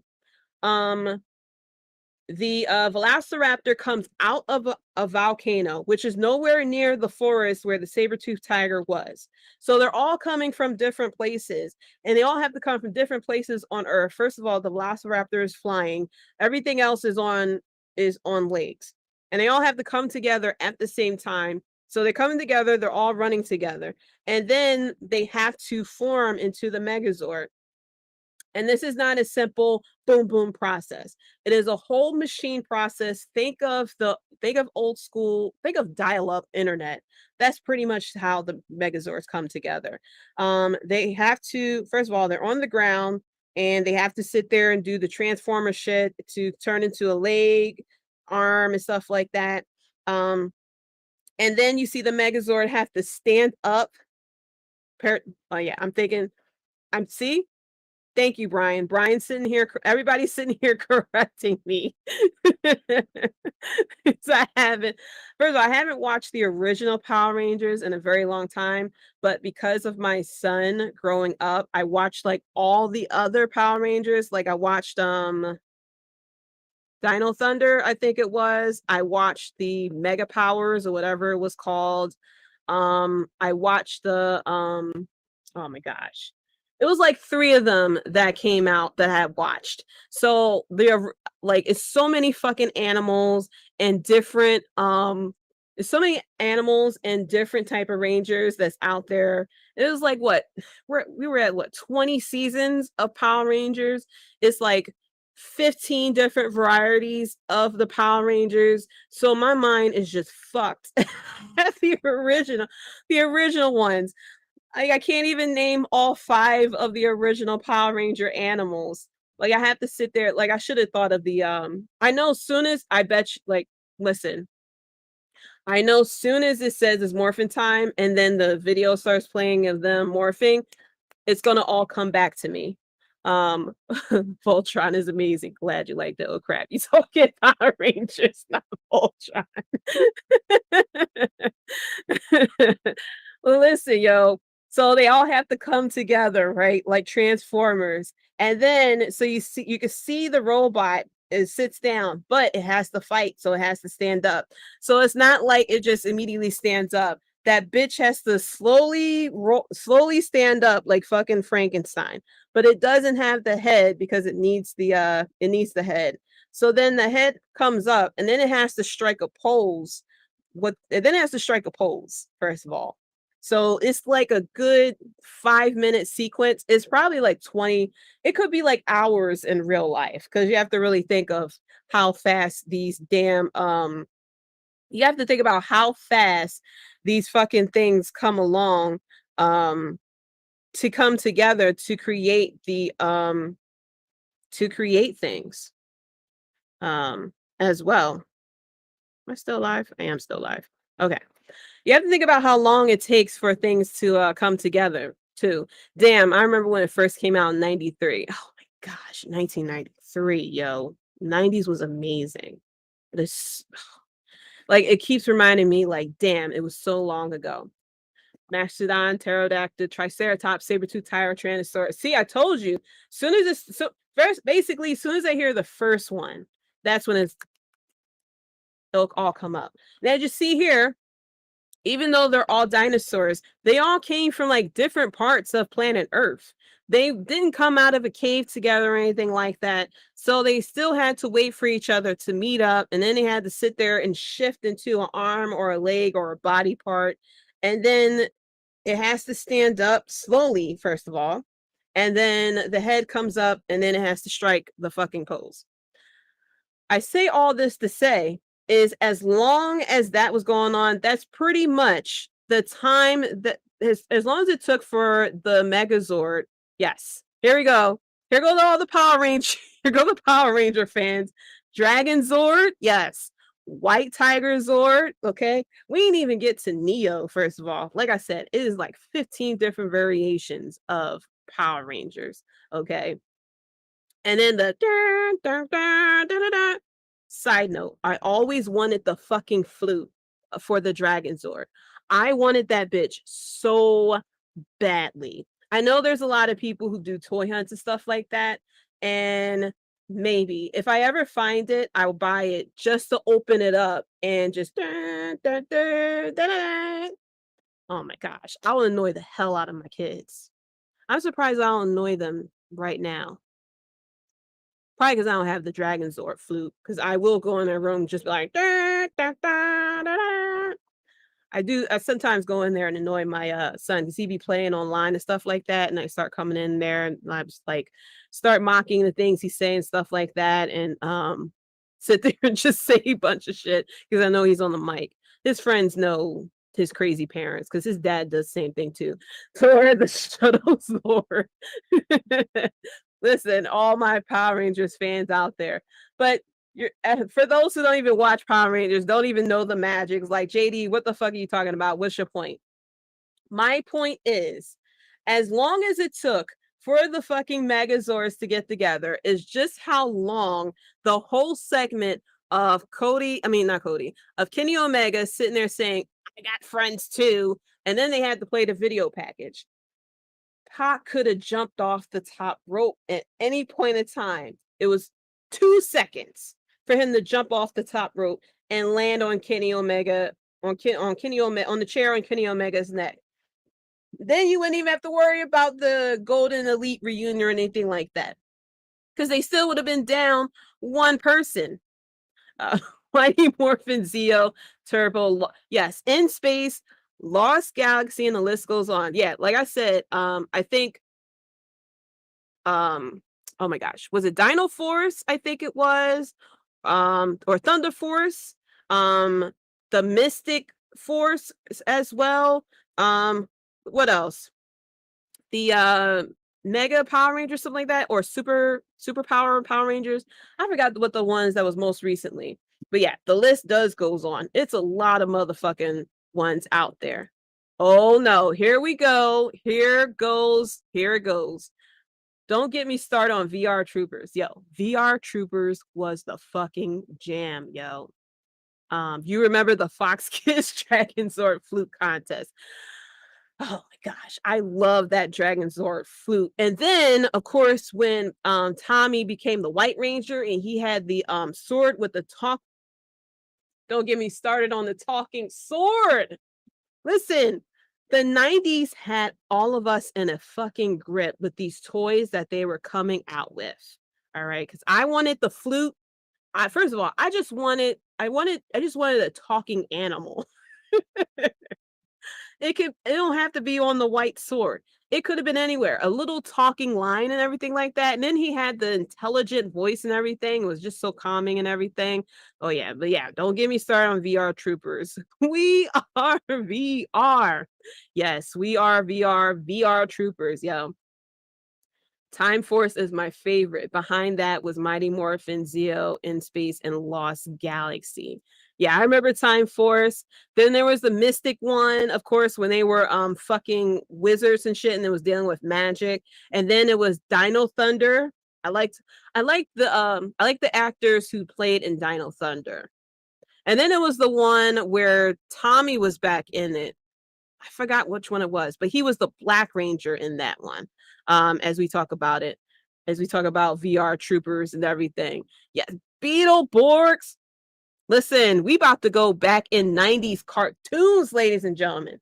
Yes, I remember Beetleborgs. So at first I thought VR Troopers, and I was like, all right, y'all trying to rip off Power Rangers. I just happened to like keep on watching. I just happened to just like stay tuned in, of course, because it wasn't a lot for you to like really tune in back in the day. I mean, the fucking the fucking list of things that came on the afternoon cartoons, it's pretty much was like whatever was on, you just tuned in. You know, you just tuned the fuck in. And so yeah, I saw VR Troopers come on. I'm like, y'all trying to copy. Then I was like, all right, I'll watch it. Next thing you know, I started watching fucking VR Troopers. And of course, who can forget Beetleborgs as well? As we all of us 90s kids sitting here, 80s and 90s kids sitting here going on a fucking tangent as well. Oh my gosh, yes. Dino Thunder. Okay, it was Dino Thunder when he was the Black Ranger. Okay. Yeah, so it was Dino Thunder, and then it was another one too. It was another one after Dino Thunder that I had watched that I liked. It had to do with the elements, I think it was at that point. Look at everyone. Look at everyone. Look at everyone showing their dates. Okay, Sting.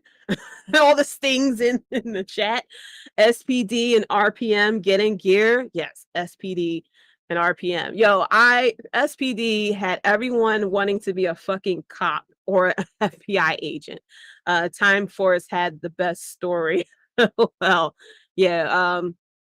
Dino Thunder was when he was the Black Ranger. Yeah, SPD had a great theme song, yo. Okay, y'all gonna have me sitting here going on YouTube to rewatching this stuff. We need the American adaptation of Super Sentai, original source of the Power Rangers, when they had trains. Yes, Brian, Ninja Storm. Yes, my son started watching. It was randomly I saw Power Rangers on there. I was like, oh, because I watched Power Rangers and then I kind of like lost touch with it, and then I noticed it was on, so I kind of like put it on for my son.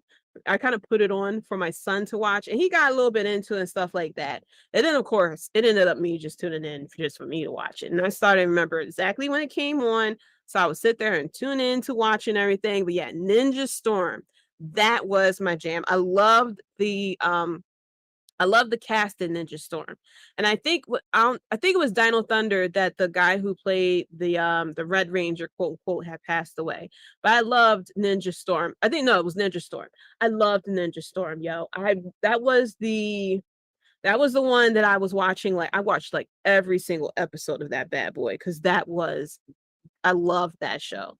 That show was a lot of fun, yo. Wild Force was good too. Last series for Fox Kids. Yeah, I loved Wild Force. Which one was first? Was it Wild Force or was it Wild Force and Ninja Storm? Whichever one was first was what I originally put on for my son, and then I started watching it, and then the other one started coming on, and I started watching that too. Whichever one had came out first. Ninja Storm is a good one. Well, yeah, I loved Ninja Storm. I think it was Wild Force that was first, and then it turned into Ninja Storm. It was one of them. One of them I had watched like consistently with or without my son. And then the other one came on. I was like, let's keep this train going. I liked Wild Force for the Forever Red episode and crossover with Time Force. Yo, pretty much, I know there was people who didn't like the crossover episodes. I didn't fucking mind it. It was, especially the Forever Red episode, I popped so fucking hard for the Red Ring. All those Red Rangers come back, especially, Jason, the Jason that was the Red Ranger. And of course, Tommy was there. But yeah, when Jason came back, I was like, oh shit, yo, I damn near got fucking emotional. So I was like, oh my gosh, Jason, he's back. It's time for Time Force. Listen, I know as soon as this episode of the podcast goes off, I know everyone's going to go onto fucking YouTube and start either looking up the theme songs of Power Rangers or checking out old Power Rangers episodes. You're welcome. You're welcome. But yeah, man, the Power Rangers was a good time. If y'all don't know, if y'all never seen Power Rangers or think, Power Rangers, go check it out. Yes, some of the things may be a little cringy because especially the originals was so long ago, but it was so good. It was so good. Look at us. Who knew? Look at us. Hey, look at us. Look at us. Huh? Who would have thought? Not me. knew that we went from talking about the Golden Elite, which is the segment and the thing that everyone talks about and is excited to tune into AEW. We went from there to, of course, me mentioning Power Rangers to put on the point of how dumb it was for Pac to just stand on the top rope. And now we went all the way fucking back to 1993 of talking about Power Rangers and all the different versions of Power Rangers. It's probably some people in here who pretty like, just get back to fucking wrestling, please. Stop talking about Power Rangers. But this is what we do here at Wrestlebread Podcast. We go on tangents, okay?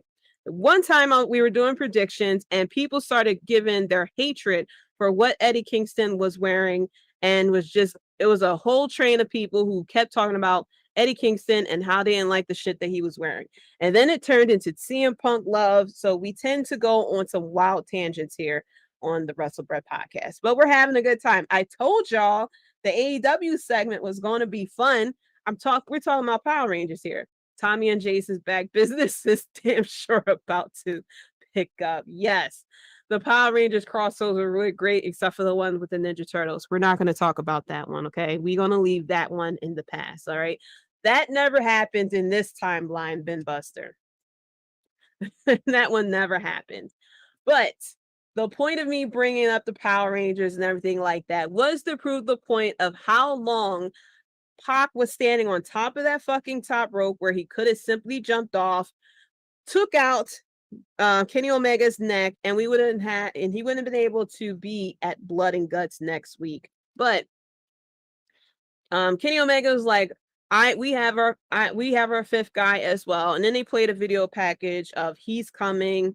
And then it started playing some segments of Coda, which I got hyped about. First of all, did I watch the Golden Lovers live? No, I found out about them. I mean, I heard of them, but I didn't really tune in and really paid attention to them till a lot later.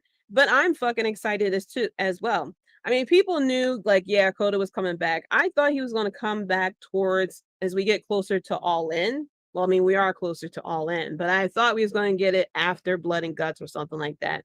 But the fact that we are just introducing him and having him come out on on Blood and Guts and stuff like that, everybody was hype about it. I mean, my reaction, me and the Hubs was watching the last 10 minutes of Dynamite because we found out they were going to announce who the first person was.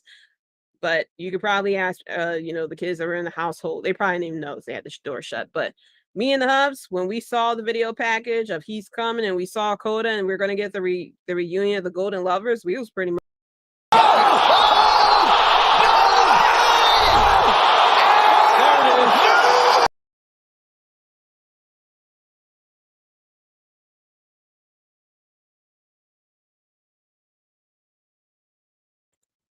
That's how we pretty much were. We sat there and jumped for joy and was pretty happy about it that we're getting the Golden Lovers reunion, everything like that. The Golden Elite as we're getting it. And I'm here for it. I'm here for the summer of Golden Love. Probably don't sound right, but I'm sticking to it, But yeah, I can't wait for Blood and Guts. I can't wait to see what's going to happen next week between these two teams. Of course, John Moxley's in it, so I'm sure the Red Cross is somewhere just up fucking set. He's not donating this blood to them or something. But yeah, we know John Moxley's. He's probably going to be bleeding as soon as he steps out into the arena. I'm sure the air will hit his forehead and he'll start bleeding or something. But I cannot wait to see Coda. First of all, if you don't know who Coda is, I knew who Coda was. And I watched the match where he wrestled a blow-up doll. And the match was fucking fire. If you don't know what I'm talking about, just look it up on the internet. You may sit there and be like, this is dumb, this is stupid, but I bet you a few minutes into it, you're going to be like, this is a pretty good match. Yeah, yes, he wrestled a blow-up doll, and it was fire, okay? It was fire, I have to say. You have to have a certain amount of talent to do a match like that and make it look really good. But yeah, um, I'm just hyped.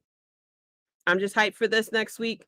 Can't wait to see it. I'm very interested on how the ratings will turn out with him there. It was some people who were upset that they announced that he was coming instead of just making it a surprise, but business-wise, it makes sense. Everybody is waiting for the reunion of the Golden Lovers, for Kota and Kenny to be reunited. Like, why wouldn't you announce that coming? Like, why wouldn't you announce that he's coming? I would have made an announcement.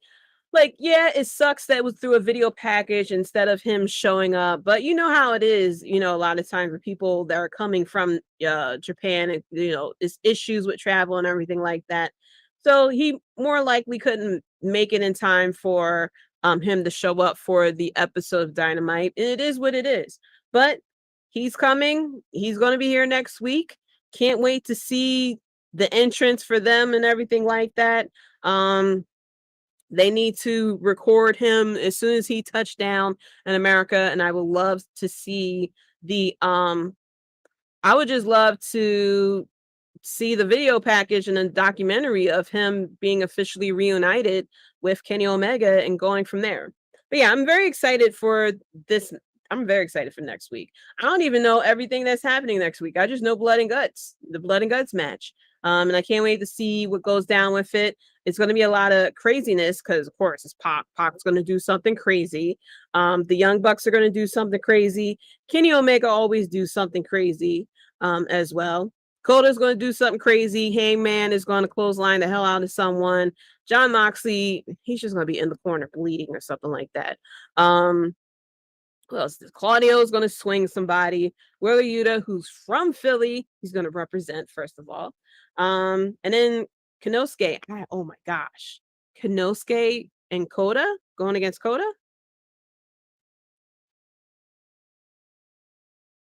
Come on now. All right. So I can't wait to see not only this match, but what comes from it as well. Because we do have to build towards All Out. We haven't had any matches announced for it just yet. We are still just going through the motions here. We're about a good month out. Nothing has been announced for All In. Nothing's been announced for All Out either, as we are talking about it. But I can't wait to see where we go from here. You know, I'm here for it.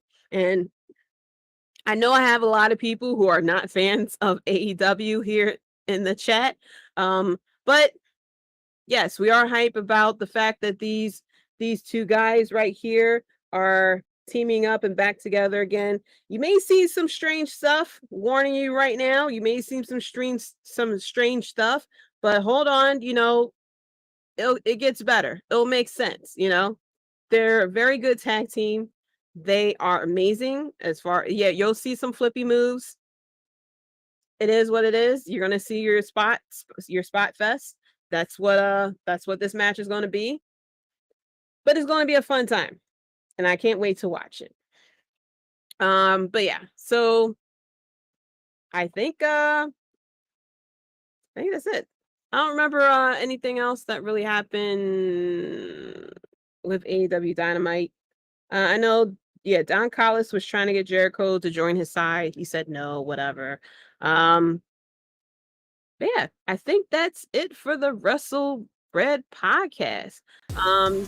But thank you so much for tuning in. Shout out to the chat for coming in here, and I appreciate the talk and everything like that, especially as we went down memory lane and talked about every single Power Ranger group there was out there, and just going through memory lane as I was making the point as to why it was dumb for Pac to just stand there on the turnbuckle ready to do his finisher, and Kenny's just sitting there talking.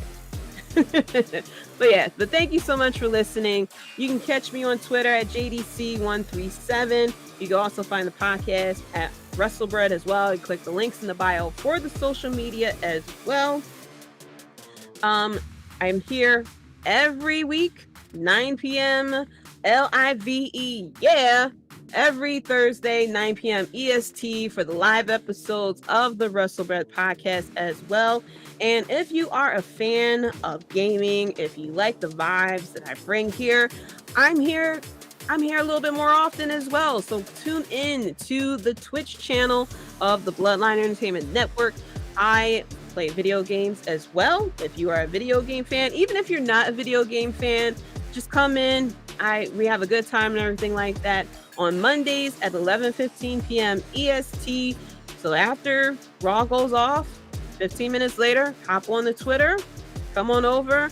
I play Detroit Become Human on Mondays, and if y'all been missing out, oh my gosh, it has been fire on Detroit Become Human. A lot of things has been happening the past couple of streams. I wanted to post segments of it on and things like that, but I didn't want to give out any spoilers for those who have yet to play it, or have yet to play it and want to play it or something like that. I didn't want to give out any spoilers, but because the game is so massive, there's a lot of decisions that can be made. As I saw last time I played, there was a whole segment that I got that someone didn't even get because I made a different decision than them. So just because I made decisions, and the story that I'm getting doesn't mean it's going to be the exact same story that you're getting. You'll more likely make a different decision that I made because with the three characters that were playing Detroit Become Human, you may choose a whole different thing, and you may get you probably get segments that I didn't even come across. But 11:15 p.m. EST after Raw goes off, come on over on Twitch and watch me play Detroit Become Human. And then on Tuesdays for Star Wars Tuesday at 10:30 p.m. EST. So after you watch NXT, if you watch NXT, come on over to the Twitch at 10:30. I am playing Jedi Survivor as well. Having a good old time over there. The story is slowly starting to pick up with Jedi Survivor as well. And we have a good time over there. Come over, chat. We don't have to talk about just gaming. If you want to come over there and talk about what happened on Raw, what you think is going to happen in AEW, if you like AEW, if you don't like AEW, you can do a drive-by like the Universal Wrestling Podcast does and say AEW sucks. It's okay. But you can come on in, have a good time. We chat, things like that. So yeah, be sure to check that out. Late Night Gaming with JD, that is on the Bloodline Entertainment Twitch channel under Gaming with the Bloodline. And we also have Devin, the Tribal Chief of Podcasting. He also streams video games as well with Gaming with the Bloodline. He is playing Detroit, Destiny 2. So if you're a fan of Destiny 2, hop on over and check him out. He plays on Wednesdays and Fridays at 12:30 a.m. EST as well.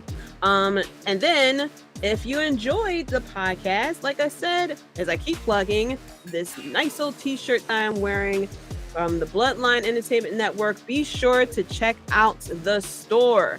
Go to bloodlinenetwork.com/merch for the nice shirts. We got the tank top for those who want to show the guns in the sun, t-shirts for the ladies. We also got shirts for the babies as well. We got ones for the ones as well. As this is not popping up, I'm seeing. But go to bloodlinenetwork.com/merch as well to check out all the t-shirts and everything like that, including the one that I am wearing, which is I'm very sure it's a men's shirt. It might be women's. I doubt it's women's, but it is a men's shirt. It's a nice red color, and it really goes with the red that's in the Bloodline as well. As I'm seeing that you cannot see the shirt that I'm wearing, but it is there. But yes, go to bloodlinenetwork.com/merch for the latest merchandise as well. And as Devin has said previously before, we got beach towels as well. If you want to look good at the shore, at the beach, however way you want to say it. I say the shore. If you want to look good at the shore, you can get a beach towel too. We also have notebooks, so while you're sitting there just basking in the sun, you can sit there and get a notebook, write down your thoughts or something like that. If you're single, you can use it to get numbers. You can use it to write down numbers and stuff, whatever goes. But like I said, it's a nice shirt here, but be sure to check it out and support one of the best group of podcasters you could ever see. And like I said, it's a group of us and everything like that. So shout out to all the podcasts that is part of the Bloodline Entertainment Network. Check out Clark Street Wrestling Podcast, the Tim King Show, Roto Slappers. We got the Top Rope Wrestling Talk as well, the Universal Wrestling Podcast, the Director's Cut as well. And we have plenty of new shows that is coming out. We got plenty of people that are coming on to the Bloodline Entertainment Network that is going to bring out a lot of great information. So if you're a fan of sports entertainment, gaming, movies, fantasy sports as well, instead of going to all different websites, it is on one website, and that is bloodlinenetwork.com. And be sure, if you're on the YouTube, be sure to like and subscribe. Let us know that you're enjoying what you're seeing. If you enjoyed the fact that I we went on a whole tangent about Power Rangers and everything like that. But if you enjoyed it, be sure to like and subscribe as well. There is content that comes to the YouTube channel every single day. Well, not every single day just yet, but at least 5 days a week, including the gaming and everything on Twitch as well. You know, even if you're not a fan of like fantasy sports or something like that, you know, still check it out. You never know, with Roto Slappers and everything, they may talk about something that may pique your interest and may get you to playing fantasy football or even fantasy baseball. I didn't even know fantasy baseball was a thing until I heard about it with Roto Slappers. So fantasy football is coming up. Don't get caught out there like I'm about to be. Okay, I have to start tuning into Roto Slappers so I can figure out what sleepers that I gotta look at and everything like that. But shout out to the chat. Thank you so much for tuning in and everything like that. Shout out to Devin, a great show, First Lady. Thank you guys so much for tuning in. And like I said, check out the website.